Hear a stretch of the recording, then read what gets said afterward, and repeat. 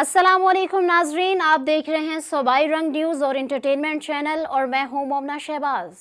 सबसे पहले नजर डालते हैं आज की आम खबरों पर। गजा पर खताब के दौरान तुर्क रुकन असम्बली इंतकाल कर गए। हसन बतमिस के आखिरी अल्फाज, अगर हम खामोश रहेंगे तो तारीख खामोश नहीं रहेगी। खत्ता कि अगर तारीख खामोश रही तो सच खामोश नहीं रहेगा। अगर आप अपने ज़मीर के अजाब से बचेंगे तो तारीख के अजाब से नहीं बच पाएंगे। अगर आप तारीख के अजाब से बच भी गए तो याद रखें कि आप अल्लाह के गज़ब से नहीं बच सकोगे।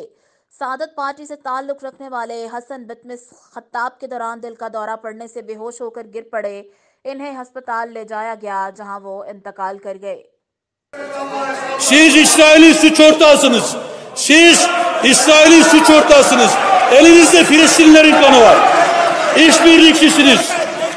İsrail'in Gazze'ye attığı her bombada katkınız var. Tarihin azabından kurtulsanız Allah'ın gazabından kurtulamayacaksınız. Hepinizi saygıyla selamlıyorum.